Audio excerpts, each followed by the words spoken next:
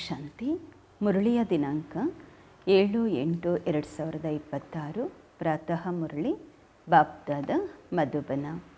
ತಂದೆ ತಿಳಿಸುತ್ತಾರೆ, ಮಧುರ ಮಕ್ಕಳೇ, ಇಲ್ಲಿಯವರೆಗೆ ಏನೆಲ್ಲ ಓದಿದ್ದೀರಾ ಅದನ್ನು ಮರೆತು ಒಬ್ಬ ತಂದೆಯನ್ನು ನೆನಪು ಮಾಡಿರಿ. ಪ್ರಶ್ನೆ: ಭಾರತದಲ್ಲಿ ಸತ್ಯಯುಗಿ ಸ್ವರಾಜ್ಯ ಸ್ಥಾಪನೆ ಮಾಡಲು ಯಾವ ಬಲ ಬೇಕು, ಶಕ್ತಿ ಬೇಕು? ಉತ್ತರ: ಪವಿತ್ರತೆಯ ಬಲ ಬೇಕು.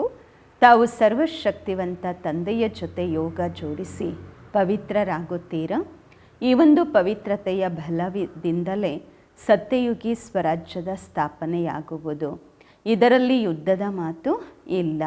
ಜ್ಞಾನ ಮತ್ತು ಯೋಗ ಬಲವೇ ಪಾವನ ಪ್ರಪಂಚಕ್ಕೆ ಮಾಲೀಕರನ್ನಾಗಿ ಮಾಡುತ್ತದೆ. ಈ ಬಲದಿಂದ ಒಂದು ಮತದ ಸ್ಥಾಪನೆ ಆಗುವುದು. ಗೀತೆ: ಕೊನೆಗೂ ಆ ದಿನ ಬಂದಿತು ಇಂದು. ಬಾಬ್ರವರನ್ನು ಮಿಲನ ಮಾಡುವ ದಿನ. ಓಂ ಶಾಂತಿ. ಮಕ್ಕಳು, ಹಾಡನ್ನು ಕೇಳಿದ್ದೀರಾ? ಈ ಹಾಡೇನು ನಾವು ತಯಾರು ಮಾಡಿರುವಂತಹದ್ದಲ್ಲ. ಹೇಗೆ ಅನ್ಯ ವೇದಶಾಸ್ತ್ರಗಳ ಸಾರ ತಿಳಿಸಲಾಗುತ್ತಿದೆ, ಹಾಗೆಯೇ ಇದು ಸಹ ಒಂದು ಹಾಡು ತಯಾರು ಮಾಡಲಾಗಿದೆ. ಅದರ ಸಾರವನ್ನು ತಿಳಿಸಲಾಗುತ್ತಿದೆ. ಮಕ್ಕಳು ತಿಳಿದುಕೊಂಡಿದ್ದೀರಾ? ಅಂಬಿಗ ಅಥವಾ ಹುತೋಟದ ಮಾಲೀಕ ಅಥವಾ ಸದ್ಗತಿದಾತ ಒಬ್ಬ ತಂದೆಯಾಗಿದ್ದಾರೆ. ಭಕ್ತಿ ಮಾಡುತ್ತಾರೆ ಜೀವನ್ಮುಕ್ತಿಗಾಗಿ. ಆದರೆ ಜೀವನ್ಮುಕ್ತಿ ಅಥವಾ ಸದ್ಗತಿದಾತ ಒಬ್ಬ ಭಗವಂತ ಆಗಿದ್ದಾರೆ. ಅರ್ಥವನ್ನು ಸಹ ಮಕ್ಕಳು ತಿಳಿದುಕೊಂಡಿದ್ದೀರಾ? ಮನುಷ್ಯರು ತಿಳಿದುಕೊಂಡಿಲ್ಲ. ಸದ್ಗತಿ ಎಂದರೆ ಅರ್ಥ ದುಃಖದಿಂದ ಬಿಡಿಸಿ ಶಾಂತಿಯ ಪ್ರಾಪ್ತಿ ಮಾಡಿಸುವುದು. ಭಾರತವಾಸಿ ಮಕ್ಕಳು ತಿಳಿದುಕೊಂಡಿದ್ದೀರಾ? ಇಲ್ಲಿ ಪವಿತ್ರತೆ, ಸುಖ, ಶಾಂತಿ ಇತ್ತು. ಈ ಲಕ್ಷ್ಮೀನಾರಾಯಣರ ರಾಜ್ಯ ಯಾವಾಗ ಇತ್ತು ಆಗ.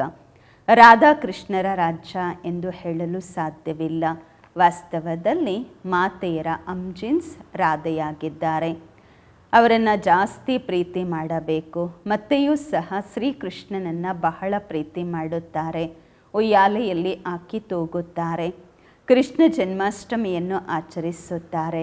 ರಾಧೆಯ ಜಯಂತಿಯನ್ನು ಆಚರಿಸುವುದಿಲ್ಲ. ವಾಸ್ತವದಲ್ಲಿ ಇಬ್ಬರ ಜನ್ಮದಿನವನ್ನು ಆಚರಿಸಬೇಕು. ಆದರೆ ಏನೂ ತಿಳಿದುಕೊಂಡಿಲ್ಲ. ಅವರ ಜೀವನ ಕಥೆಯನ್ನು ತಿಳಿದುಕೊಂಡಿಲ್ಲ. ಬಾಬಾರವರು ಬಂದು ತಮ್ಮ ಮತ್ತು ಎಲ್ಲರ ಜೀವನ ಕಥೆಯನ್ನು ತಿಳಿಸುತ್ತಾರೆ. ಮನುಷ್ಯರು ಹೇಳುತ್ತಾರೆ ಶಿವ ಪರಮಾತ್ಮಾಯ ನಮಃ. ಆದರೆ ಅವರ ಜೀವನ ಕಥೆಯನ್ನು ತಿಳಿದುಕೊಂಡಿಲ್ಲ. ಮನುಷ್ಯರ ಜೀವನ ಕಥೆಗೆ ಹಿಸ್ಟ್ರಿ, ಜಾಗ್ರಫಿ ಎಂದು ಹೇಳಲಾಗುವುದು. ಪ್ರಪಂಚದ ಭೂಗೋಳ ಚರಿತ್ರೆಯ ಗಾಯನವಿದೆ ಅಲ್ವಾ? ಎಷ್ಟು ಇಲಾಖೆಗಳಲ್ಲಿ ರಾಜ್ಯ ಮಾಡುತ್ತಿದ್ದೆವು, ಎಷ್ಟು ಜಮೀನ್ ಮೇಲೆ ರಾಜ್ಯ ಮಾಡುತ್ತಿದ್ದೆವು ಎಂದು, ಹೇಗೆ ರಾಜ್ಯ ಮಾಡಿದ್ವಿ, ಮತ್ತು ಅಲ್ಲಿ ಹೇಗೋದ್ವಿ, ಈ ಮಾತುಗಳನ್ನು ಯಾರೂ ತಿಳಿದುಕೊಂಡಿಲ್ಲ. ತಾವು ಮಕ್ಕಳು ಒಳ್ಳೆಯ ರೀತಿ ತಿಳಿದುಕೊಂಡಿದ್ದೀರಾ ಅಂದರೆ ತಾವು ಮಕ್ಕಳಿಗೆ ತಿಳಿಸಲಾಗುತ್ತಿದೆ. ರಚಯಿತ ಮತ್ತು ರಚನೆಯ ಜ್ಞಾನವನ್ನು ಬಾಬಾ ಮಕ್ಕಳಿಗೆ ತಿಳಿಸುತ್ತಿದ್ದಾರೆ. ತಾವು ಮಕ್ಕಳಿಗೆ ಗೊತ್ತಿದೆ, ಈಗ ಕಲಿಯುಗದ ಅಂತ್ಯ ಸತ್ಯಯುಗದ ಆದಿಯಾಗಿದೆ. ಸಂಗಮದಲ್ಲಿಯೇ ಪರಂಪಿತ ಪರಮಾತ್ಮ ಬಂದು ಮನುಷ್ಯರನ್ನು ಪತಿತರಿಂದ ಪಾವನ ದೇವತೆಗಳನ್ನಾಗಿ ಮಾಡುತ್ತಿದ್ದಾರೆ. ಉತ್ತಮ ಪುರುಷರು ಅಂದರೆ ಅರ್ಥ ಪುರುಷೋತ್ತಮರನ್ನಾಗಿ ಮಾಡುತ್ತಿದ್ದಾರೆ. ಏಕೆಂದರೆ ಈ ಸಮಯದ ಮನುಷ್ಯರು ಉತ್ತಮರಿಲ್ಲ, ಕನಿಷ್ಠರಾಗಿದ್ದಾರೆ. ಉತ್ತಮ, ಮಧ್ಯಮ, ಕನಿಷ್ಠ, ಸತೋ ರಜೋ ತಮೋ. ಯಾರು ಒಳ್ಳೆಯ ರೀತಿ ಜ್ಞಾನ ಕೇಳುತ್ತಾರೆ ಅವರಿಗೆ ಸತೋಗುಣಿ ಎಂದು ಹೇಳಲಾಗುವುದು. ಯಾರು ಸ್ವಲ್ಪ ಜ್ಞಾನ ಕೇಳುತ್ತಾರೆ ಅವರಿಗೆ ರಜೋಗುಣಿ ಎಂದು ಹೇಳಲಾಗುವುದು. ಯಾರು ಕೇಳುವುದೇ ಇಲ್ಲ ಅವರಿಗೆ ತಮೋಗುಣಿ ಎಂದು ಹೇಳಲಾಗುವುದು. ವಿದ್ಯಾಭ್ಯಾಸದಲ್ಲಿಯೂ ಸಹ ಹಾಗೆ ಆಗುವುದು. ತಾವು ಮಕ್ಕಳಿಗೆ ಸತೋ ಪ್ರಧಾನತೆಯ ವಿದ್ಯಾಭ್ಯಾಸ ಬೇಕಾಗಿದೆ. ಆದ್ದರಿಂದ ಸತೋ ಪ್ರಧಾನ ಲಕ್ಷ್ಮೀನಾರಾಯಣರಾಗುವ ಜ್ಞಾನವನ್ನು ತಮಗೆ ಕೊಡಲಾಗುವುದು. ನರನಿಂದ ನಾರಾಯಣ, ನಾರಿಯಿಂದ ಶ್ರೀಲಕ್ಷ್ಮಿ ಆಗಬೇಕು. ಗೀತೆಗಾಗಿ ತಾವು ಹೇಳುತ್ತೀರಾ? ಇದು ಸತ್ಯವಾದ ಗೀತೆಯಾಗಿದೆ.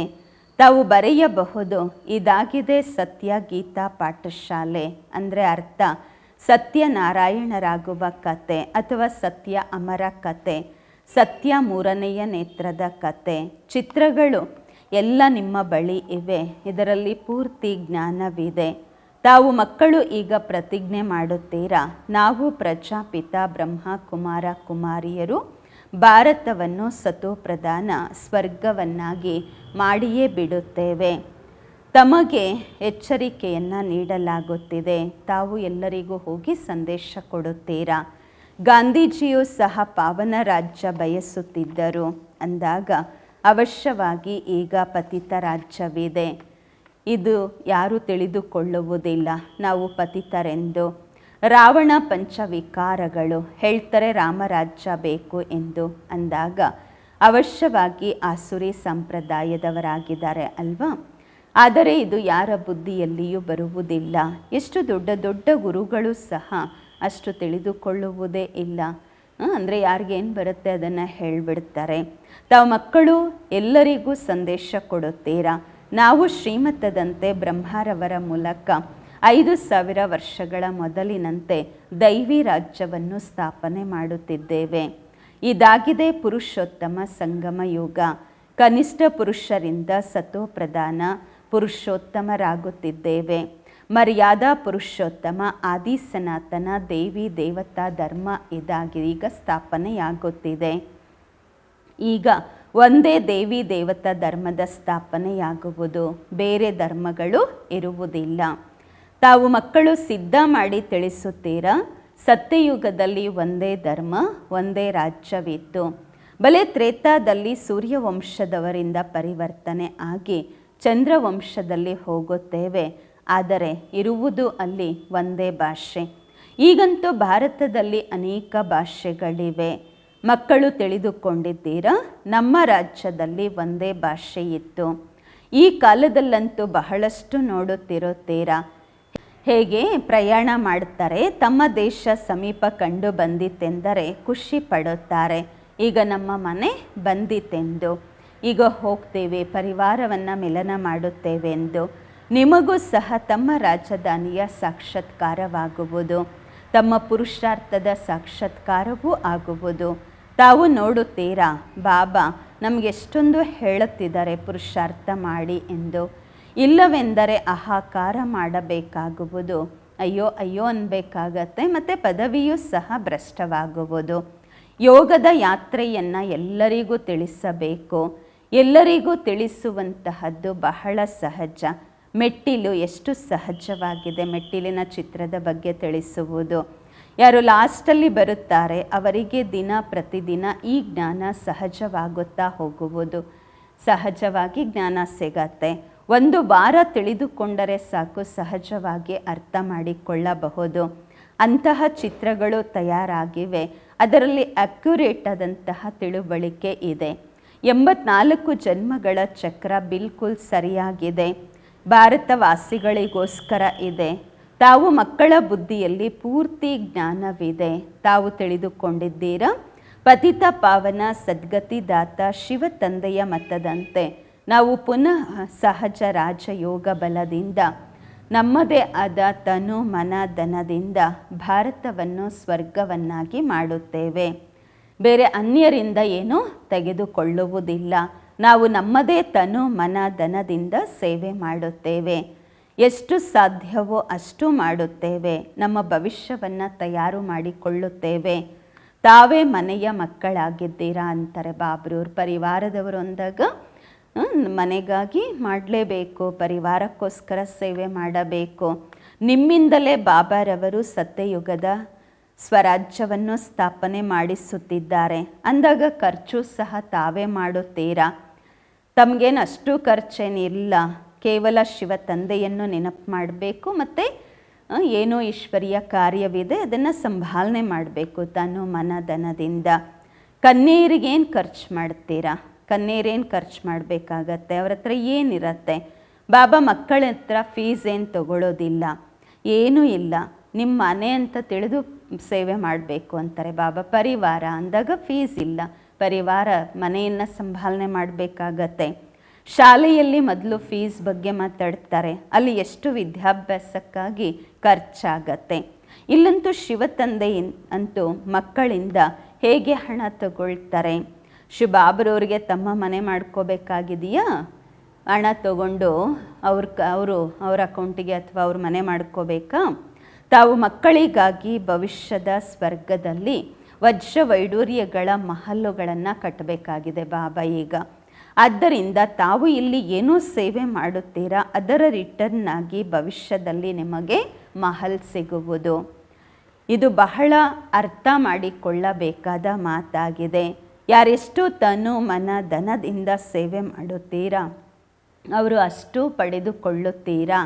ಕಾಲೇಜ್ ಅಥವಾ ಹಾಸ್ಪಿಟಲ್ ಮಾಡ್ತಾರೆ, 10 ಲಕ್ಷ 20 ಲಕ್ಷ ಕೋಟಿಗಳು ತೊಡಗಿಸುತ್ತಾರೆ. ಇಲ್ಲಂತೂ ಕೋಟಿಗಳಷ್ಟೆಲ್ಲ ಖರ್ಚಿರುವಂತಹದ್ದಿಲ್ಲ. ಚಿಕ್ಕ ಮನೆಯಲ್ಲಿ ಆತ್ಮಿಕ ಕಾಲೇಜ್ ಹಾಸ್ಪಿಟಲ್ ತಯಾರು ಮಾಡುತ್ತೀರಾ? ಪಾಂಡವರ ಆದಿಪತಿ ಯಾರಾಗಿದ್ದರು? ಅವರು ಶ್ರೀಕೃಷ್ಣನ ಹೆಸರನ್ನು ಬರೆದಿದ್ದಾರೆ. ವಾಸ್ತವದಲ್ಲಿ ನಿರಾಕಾರ ಭಗವಂತ. ತಮಗೆ ಶ್ರೀಮತ ಕೊಡುವವರು ಭಗವಂತ ಆಗಿದ್ದಾರೆ. ಬಾಕಿ ಎಲ್ಲರೂ ರಾವಣನ ಮತದಂತೆ ಇದ್ದಾರೆ, ರಾವಣ ರಾಜ್ಯದಲ್ಲಿದ್ದಾರೆ. ರಾವಣನ ಮತದಂತೆ ಎಷ್ಟು ಡರ್ಟಿ ಆಗಿಬಿಟ್ಟಿದ್ದಾರೆ. ಈಗ ಇದೇ ಸೃಷ್ಟಿ ಹಳೆಯದು ಆಗಿದೆ, ಮತ್ತೆ ಹೊಸದಾಗುವುದು. ಸೃಷ್ಟಿಯಲ್ಲಿ ಭಾರತವಿತ್ತು, ಹೊಸ ಭಾರತ ಮತ್ತೆ ಹಳೆಯದು ಅಂತ ಹೇಳಲಾಗತ್ತೆ. ಹೊಸ ಭಾರತವಿದ್ದಾಗ ಸ್ವರ್ಗವಿತ್ತು, ಮತ್ತು ಯಾವಾಗ ಭಾರತ ಹಳೆಯದಾಯಿತು ನರಕವಾಯಿತು. ಇದಕ್ಕೆ ಹೇಳಲಾಗುವುದು ರವರವ ನರಕ. ಮನುಷ್ಯರದೇ ಮಾತಾಗಿದೆ. ಇಲ್ಲಿ ಸುಖದ ಹೆಸರು ಗುರುತು ಇಲ್ಲ, ಇಲ್ಲೇನು ಸುಖವೂ ಇಲ್ಲ. ಸನ್ಯಾಸಿಗಳು ಹೇಳುತ್ತಾರೆ ಈ ಸಮಯದ ಸುಖ ಕಾಗವಿಷ್ಟ ಸಮಾನವಾಗಿದೆ. ಆದ್ದರಿಂದ ಗೃಹಸ್ಥ ವ್ಯವಹಾರವನ್ನು ಬಿಟ್ಟು ಬಿಡಲಾಗುವುದು. ಸ್ವರ್ಗ ಸತ್ಯಯುಗದ ಸ್ಥಾಪನೆ ಅವ್ರು ಮಾಡಲಿಕ್ಕಾಗಲ್ಲ. ಯಾರ ಮನೆ ಮಠ ಬಿಟ್ಟು ಹೋಗ್ತಾರೆ, ಅವರು ಸ್ವರ್ಗದ ಸ್ಥಾಪನೆ ಮಾಡಲಿಕ್ಕಾಗೋದಿಲ್ಲ. ಶ್ರೀಕೃಷ್ಣಪುರಿ ಅಂತೂ ಪರಮಾತ್ಮ ಸ್ಥಾಪನೆ ಮಾಡುತ್ತಾರೆ. ಶ್ರೀಕೃಷ್ಣನ ಆತ್ಮ ಮತ್ತು ಶರೀರ ಎರಡೂ ಸತೋ ಪ್ರಧಾನವಾಗಿತ್ತು. ಆದ್ದರಿಂದ ಶ್ರೀಕೃಷ್ಣನನ್ನು ಬಹಳ ಪ್ರೀತಿ ಮಾಡುತ್ತಾರೆ, ಏಕೆಂದರೆ ಪವಿತ್ರವಾಗಿದ್ರಲ್ವ. ಗಾಯನವೂ ಇದೆ, ಚಿಕ್ಕ ಮಕ್ಕಳು ಬ್ರಹ್ಮಜ್ಞಾನಿಗಳ ಸಮಾನ. ಚಿಕ್ಕ ಮಕ್ಕಳಿಗೆ ವಿಕಾರಗಳ ಬಗ್ಗೆ ಗೊತ್ತೇ ಇರುವುದಿಲ್ಲ. ಸನ್ಯಾಸಿಗಳಿಗೆ ಮತ್ತೆಯೂ ವಿಕಾರಗಳ ಬಗ್ಗೆ ಗೊತ್ತಿರತ್ತೆ. ಮಕ್ಕಳು ಜನ್ಮದಿಂದಲೇ ಮಹಾತ್ಮರಿರ್ತಾರೆ, ಹುಟ್ಟಿದಾಗ ಮಹಾತ್ಮರಿರ್ತಾರೆ ಅಲ್ವಾ. ಮಕ್ಕಳಿಗೆ ಪವಿತ್ರ ಹೂಗಳೆಂದು ಹೇಳಲಾಗುವುದು. ನಂಬರ್ 1 ಹೂ ಆಗಿದ್ದಾರೆ ಶ್ರೀಕೃಷ್ಣ. ಸ್ವರ್ಗ ಹೊಸ ಪ್ರಪಂಚದ ಮೊದಲ ರಾಜಕುಮಾರ. ಜನ್ಮ ಪಡ್ಕೊಳ್ತಾರೆ ಮತ್ತು ಹೇಳಲಾಗತ್ತೆ ಮೊದಲ ರಾಜಕುಮಾರ. ಶ್ರೀಕೃಷ್ಣನನ್ನು ಎಲ್ಲರೂ ನೆನಪು ಮಾಡುತ್ತಾರೆ, ಕೃಷ್ಣನಂತಹ ಮಗು ಸಿಗಬೇಕೆಂದು. ಈಗ ತಂದೆ ಹೇಳುತ್ತಾರೆ, ಯಾವ ರೀತಿ ನೀವಾಗಬೇಕು ಅಂದ್ಕೊಂಡಿದ್ದೀರಾ ಆ ರೀತಿ ಆಗಿ. ಕೇವಲ ಶ್ರೀಕೃಷ್ಣ ಒಬ್ಬರೇ ಆಗೋದಿಲ್ಲ, ಪ್ರಿನ್ಸ್ ಆಫ್ ವೆಲ್ಸ್ ಎಷ್ಟು ಜನ ಆಗ್ತಾರೆ, ಸೆಕೆಂಡ್ ಥರ್ಡ್ ಇರ್ತಾರೆ ಅಲ್ವಾ. ಇಲ್ಲಿಯೂ ಸಹ ಮನೆತನವಿರುವುದು. ತಂದೆಯ ಹಿಂದೆ ಬೇರೆ ಅಪ್ಪ ಇದ್ದಾರೆ, ಅವ್ರು ಸಂಭಾಲನೆ ಮಾಡಿದ್ರು ಅಂದರೆ ಮತ್ತೆ ಬೇರೆಯವ್ರ ಗದ್ದೆ ಮೇಲೆ ಕೂತ್ಕೊಳ್ತಾರಲ್ವಾ. ಹೀಗೆ ಮನೆತನವಿರುತ್ತೆ ಅಲ್ಲೆಲ್ಲ ರಾಜರದು. ಹಾಗೆ ಇದು ಮನೆತನವಾಗಿದೆ. ನಿಮ್ಮ ಸಂಬಂಧ ಶ್ರೀಕೃಷ್ಣನ ರಾಜ್ಯ ಯಾರು ತಗೊಂಡಿದ್ದಾರೆ ಅವ್ರ ಜೊತೆಗೂ ಇದೆ, ವಾಪಸ್ ಅವ್ರು ಕೊಡಬೇಕಲ್ವಾ. ಶ್ರೀಕೃಷ್ಣ ಮತ್ತು ಕ್ರಿಶ್ಚಿಯನ್ ಒಂದೇ ರಾಶಿಯಾಗಿದೆ. ಲೇನ್ದೇನ್ ಪರಸ್ಪರದಲ್ಲಿ ತುಂಬ ನಡೆಯುತ್ತೆ. ಭಾರತ ಎಲ್ಲ ಏನು ಲೂಟಿ ಮಾಡ್ಕೊಂಡು ಹೋದರು, ಈಗ ವಾಪಸ್ ಕೊಡಬೇಕು. ಭಾರತದಿಂದ ಎಷ್ಟು ಹಣ ತಗೊಂಡು ಹೋದರು ಸಂಪತ್ತು, ಈಗ ಮತ್ತೆ ಕೊಡುತ್ತಿದ್ದಾರೆ. ರಿಟರ್ನ್ ಸರ್ವಿಸ್ ಮಾಡಬೇಕಾಗತ್ತಲ್ವ, ಮಾಡ್ತಿದ್ದಾರೆ. ಯುರೋಪ ವಾಸಿಗಳು ಪರಸ್ಪರದಲ್ಲಿ ಯುದ್ಧ ಮಾಡಿಕೊಂಡು ಸಮಾಪ್ತಿಯಾಗಿಬಿಡ್ತಾರೆ. ಇದ್ರ ಬಗ್ಗೆ ಕಥೆನೂ ಇದೆ. 2 ಬೆಕ್ಕು ಜಗಳ ಮಾಡಿಕೊಳ್ತು, ಮಧ್ಯದಲ್ಲಿ ಮಂಗ ಬೆಣ್ಣೆ ತಿಂದು ಬಿಡ್ತು ಎಂದು. ಈ ಮಾತು ಈಗಿನದಾಗಿದೆ. ಪರಸ್ಪರದಲ್ಲಿ ಅವರು ಯುದ್ಧ ಮಾಡಿಕೊಳ್ತಾರೆ, ಭಾರತದವರಿಗೆ ರಾಜ್ಯ ಸಿಗುವುದು. ಈಗ ತಾವು ಮಕ್ಕಳಿಗೆ ಅಪಾರವಾದ ಜ್ಞಾನವಿದೆ, ತಾವು ಮಕ್ಕಳ ಬುದ್ಧಿಯಲ್ಲಿದೆ. ನಾವೆಲ್ಲ ಬ್ರಹ್ಮ ಕುಮಾರ ಕುಮಾರಿಯರು. ಈ ರೀತಿಯಲ್ಲ ನಾವು ಗುಜರಾತಿಯರು, ನಾವು ಬಂಗಾಳಿಯರು ಅಲ್ಲ. ಈ ಮತಭೇದವೂ ಸಹ ಹೊರಟು ಹೋಗಬೇಕು. ನಾವು ಒಬ್ಬ ತಂದೆಗೆ ಸಂತಾನರಾಗಿದ್ದೇವೆ. ಬ್ರಹ್ಮರವರ ಮೂಲಕ ಶಿವ ತಂದೆಯ ಶ್ರೀಮತದಂತೆ ಪುನಃ ನಾವು ನಮ್ಮ ಸ್ವರಾಜ್ಯವನ್ನು ಸ್ಥಾಪನೆ ಮಾಡುತ್ತಿದ್ದೇವೆ. ಜ್ಞಾನ ಮತ್ತು ಯೋಗ ಬಲದಿಂದ. ಯೋಗ ಬಲದಿಂದಲೇ ನಾವು ಪಾವನರಾಗುತ್ತೇವೆ. ಬಾಬಾರವರು ಸರ್ವಶಕ್ತಿವಂತ ಆಗಿದ್ದಾರೆ, ಅವರಿಂದ ಬಲ ಸಿಗುವುದು. ತಾವು ವಿಶ್ವದ ರಾಜ್ಯ ಭಾಗ್ಯವನ್ನು ಪಡೆದುಕೊಳ್ಳುತ್ತೀರಾ. ಯುದ್ಧದ ಮಾತಂತೂ ಇದರಲ್ಲಿ ಇಲ್ಲ. ಪೂರ್ತಿ ಪವಿತ್ರತೆಯ ಬಲ. ಹೇಳಲಾಗತ್ತೆ ಬಂಧು ಪತಿತರಿಂದ ಪಾವನ ಮಾಡಿ ಎಂದು. ನೆನಪಿನ ಬಲವಿದೆ ಅಲ್ವಾ? ಈ ರೀತಿ ಹೇಳೋದಿಲ್ಲ, ಅಲ್ಲಿ ಉಲ್ಟಾ ವ್ಯಾಪಾರದಲ್ಲಿ ಹೋಗಿ ಎಲ್ಲ ಮರೆತು ಬಿಡಿ ಎಂದು. ಇಲ್ಲಿ ಸನ್ಮುಖದಲ್ಲಿ ಜ್ಞಾನ ಸಾಗರನ ಅಲೆಗಳನ್ನು ನೋಡುತ್ತಿರುತ್ತೀರಾ. ನದಿಗಳಲ್ಲಿ ಆ ಅಲೆಗಳು ಇರುವುದಿಲ್ಲ. ಸಾಗರನ ಒಂದು ಅಲೆ ಎಷ್ಟು ನಷ್ಟ ಮಾಡಿಬಿಡುತ್ತೆ. ಅಲ್ಲಿ ಯಾವಾಗ ಭೂಕಂಪ ಆಗತ್ತೆ, ಸಾಗರನ ಇದಾಗತ್ತೆ, ಪ್ರವಾಹ ಎಲ್ಲ ಆಗತ್ತೆ. ಮತ್ತು ಎಷ್ಟೊಂದು ಕಡೆ ಸಾಗರವನ್ನು ಒಣಗಿಸ್ಬಿಟ್ಟು ಜಮೀನು ಮಾಡ್ಕೊಂಡ್ಬಿಟ್ಟಿದ್ದಾರೆ. ಮತ್ತು ಆ ಜಮೀನನ್ನು ಎಷ್ಟು ಬೆಲೆಯಲ್ಲಿ ಮಾರ್ತಾರೆ. ತಮಗೆ ಗೊತ್ತು ಈ ಬಾಂಬೆ ಇರುವುದಿಲ್ಲ. ಮುಂದೆ ಹೋಗ್ತಾ ಬಾಂಬೆ ಇರೋದಿಲ್ಲ. ಮೊದಲು ಬಾಂಬೆ ಇರಲಿಲ್ಲ, ಚಿಕ್ಕ ಹಳ್ಳಿ ಇತ್ತು ಒಂದು, ಮತ್ತೇನೂ ಇರೋದಿಲ್ಲ. ಮಾತೆಯರಂತೂ ಮುಗ್ಧವಾಗಿದ್ದಾರೆ. ಅಷ್ಟು ವಿದ್ಯಾವಂತರು ಇರಲಿಲ್ಲ ಅಂದರೆ ಅರ್ಥ ಆಗೋದಿಲ್ಲ. ಇಲ್ಲಂತೂ ಏನೆಲ್ಲ ಓದಲಾಗಿದೆ ಇಲ್ಲಿಯವರೆಗೆ ಎಲ್ಲ ಮರಿಬೇಕು. ಬಾಬ್ರೂರನ್ನು ನೆನಪು ಮಾಡಬೇಕು. ನೀವೇನು ಓದೇ ಇಲ್ಲ, ಏನೂ ಗೊತ್ತಿಲ್ಲ ಅಂದರೆ ತುಂಬ ಒಳ್ಳೆಯದು. ಬುದ್ಧಿಯಲ್ಲಿ ಬಾಬಾ ನೆನಪು ಅಷ್ಟೇ ಕೂತ್ಕೊಳ್ಳುತ್ತೆ. ಬಾಬಾ ಹೇಳುವ ಜ್ಞಾನ ಅಷ್ಟೇ ಇರುತ್ತೆ. ಓದಿರುವ ಮನುಷ್ಯರು ಜ್ಞಾನ ಕೇಳುವ ಸಮಯದಲ್ಲಿ ಎಷ್ಟು ಪ್ರಶ್ನೆ ಮಾಡ್ತಾರೆ. ಇಲ್ಲಂತೂ ಕೇವಲ ಬಾಬರುವರನ್ನು ನೆನಪು ಮಾಡಬೇಕು. ಯಾವುದೇ ದೇಹದಾರಿ ಮನುಷ್ಯರನ್ನು ನೆನಪು ಮಾಡುವ ಮಾತಿಲ್ಲ. ಮಹಿಮೆ ಇರುವುದು ಒಬ್ಬ ಬೇಹದ್ದಿನ ತಂದೆಯದು. ತಾವು ತಿಳಿದುಕೊಂಡಿದ್ದೀರಾ, ಶ್ರೇಷ್ಠಾತಿ ಶ್ರೇಷ್ಠವಾಗಿರುವವರು ಒಬ್ಬ ಭಗವಂತ. ಅನಂತರ ಸೆಕೆಂಡ್ ನಂಬರಲ್ಲಿ ಬ್ರಹ್ಮ ಇದ್ದಾರೆ. ಅವರಿಗಿಂತಲೂ ಶ್ರೇಷ್ಠವಾಗಿರುವವರು ಯಾರೂ ಇಲ್ಲ. ಇವರಿಗಿಂತ ದೊಡ್ಡ ವ್ಯಕ್ತಿ ಯಾರೂ ಇಲ್ಲ. ಆದರೆ ನಡೆಯೋದು ನೋಡೋದು ನೋಡಿ ಎಷ್ಟು ಸಾಧಾರಣ. ಹೇಗೆ ಸಾಧಾರಣ ರೀತಿಯಲ್ಲಿ ಮಕ್ಕಳಿಗೆ ಕೂತ್ಕೊಂಡು ಜ್ಞಾನ ಕೊಡ್ತಿದ್ದಾರೆ. ಮಕ್ಕಳ ಜೊತೆ ಕೂತ್ಕೊಳ್ತಾರೆ, ಟ್ರೈನಲ್ಲಿ ಹೋಗ್ತಾರೆ. ಯಾರಿಗೇನು ಗೊತ್ತು ಇವರು ಯಾರು ಎಂದು. ಭಗವಂತ ಬಂದು ಜ್ಞಾನ ಕೊಡುತ್ತಿದ್ದಾರೆ. ಅವಶ್ಯವಾಗಿ ಪ್ರವೇಶ ಮಾಡಿನೇ ಜ್ಞಾನ ಕೊಡ್ತಾರಲ್ವ.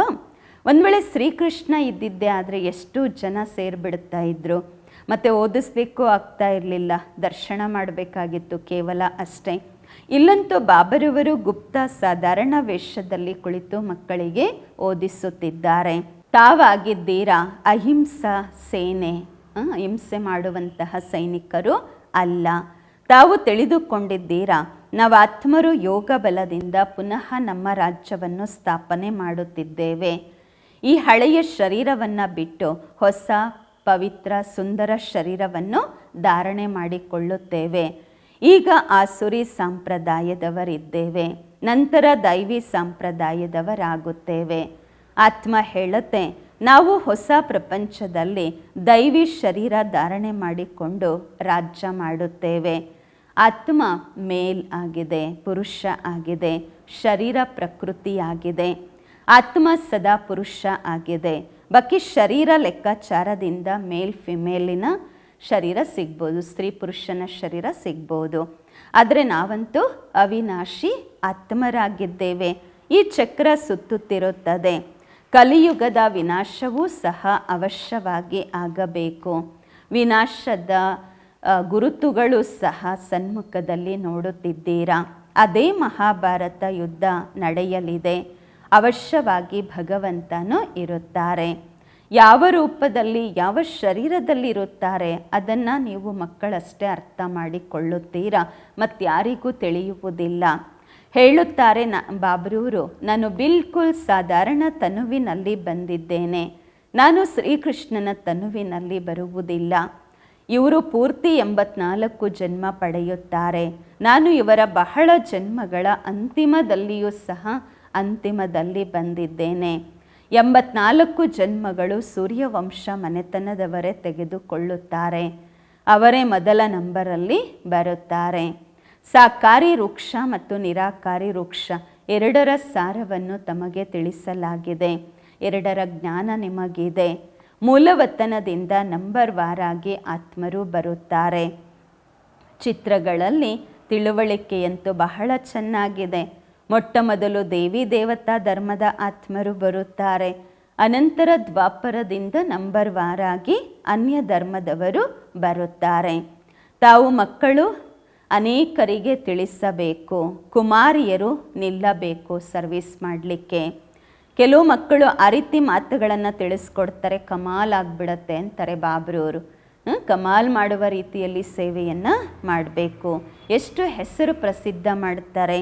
ಲೌಕಿಕ ಅಲೌಕಿಕ ಎರಡೂ ಹೆಸರನ್ನು ಪ್ರಸಿದ್ಧ ಮಾಡಿಬಿಡ್ತಾರೆ ಕೆಲವರು ಅಂತಾರೆ ಬಾಬಾ.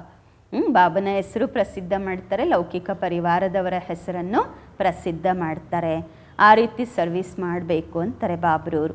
ಒಳ್ಳೆಯದು. ಮಧುರಾತಿ ಮಧುರ ಅಗಲಿ ಹೋಗಿ ಮರಳಿ ಸಿಕ್ಕಿರುವ ಮಕ್ಕಳ ಪ್ರತಿಯಾಗಿ ಮಾತ್ಪಿತಾ ಬಾಬ್ದಾದರವರ ನೆನಪು, ಪ್ರೀತಿ, ಬೆಳಗಿನ ವಂದನೆಗಳು.